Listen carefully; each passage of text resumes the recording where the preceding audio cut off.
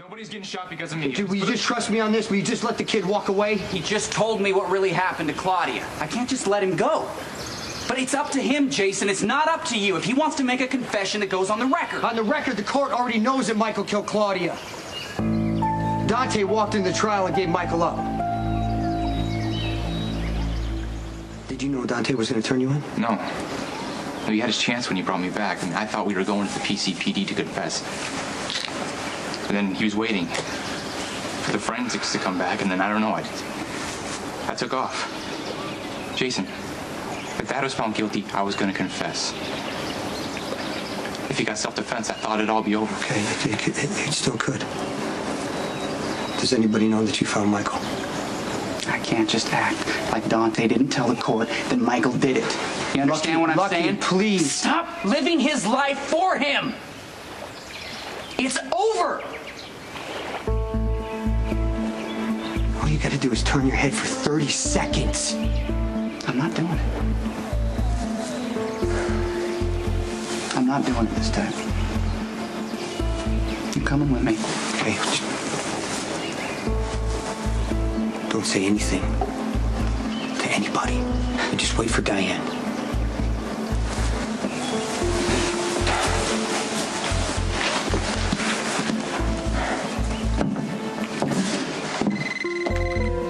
It's Diane.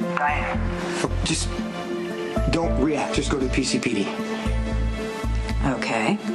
Lucky's bringing Michael in right now. Just do everything you can to keep that kid quiet.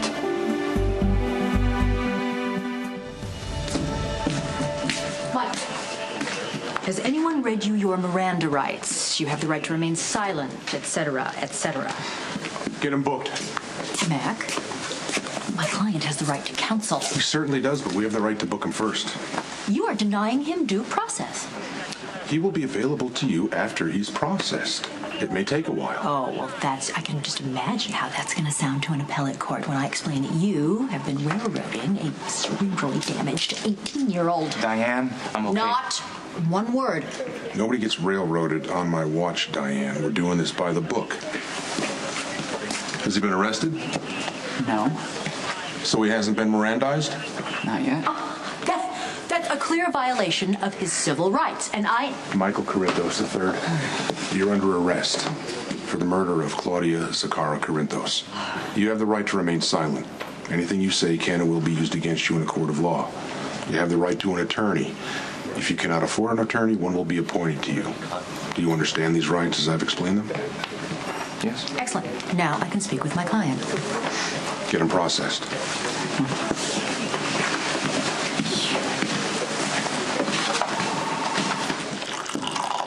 You asked to meet with me, Judge Carroll? I understand you're the detective that arrested Michael Corinthos III.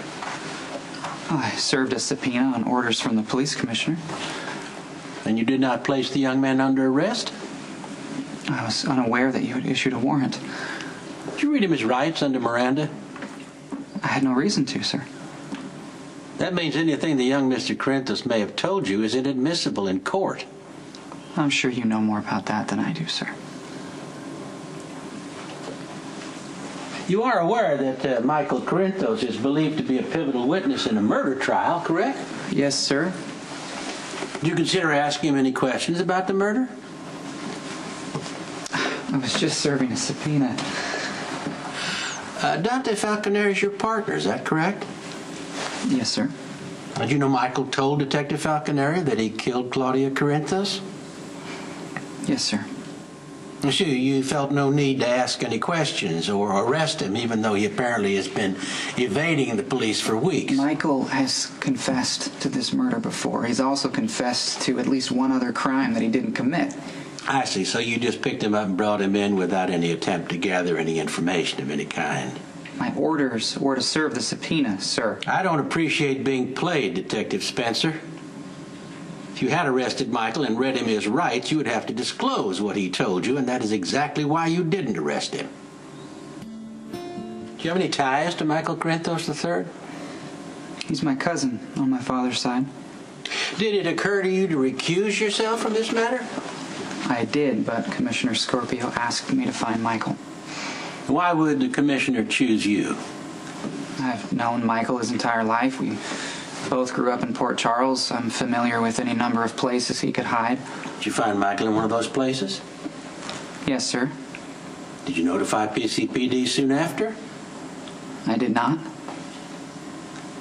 If you had, you would have known I issued a warrant, which would have obligated you to arrest Michael and read him his rights instead of circumventing the very system you claim to uphold. My main concern was bringing Michael in without incident. Do you consider him to be dangerous? No, not at all. Look, Michael can be impulsive. Sometimes it's difficult for him to understand the consequences of his behavior. You ever known a young man to be violent? Sometimes he has outbursts of anger. Would you say that Michael can differentiate between right and wrong? Yes, sir. Does he love his family? Very much. Would he kill to protect them? I can't speak for Michael, sir. But I have seen what he's gone through because of his father.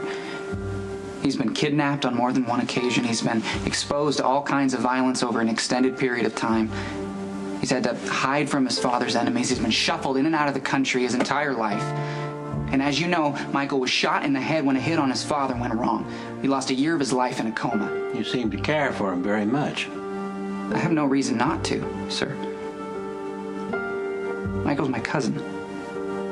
And we're not close. We don't spend that much time together, but of course I care for him. And on the surface, it might look like he's had a pretty easy life.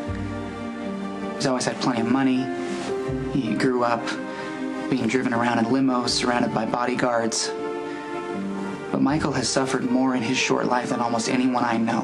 And if anyone deserves mercy from this court, it's him.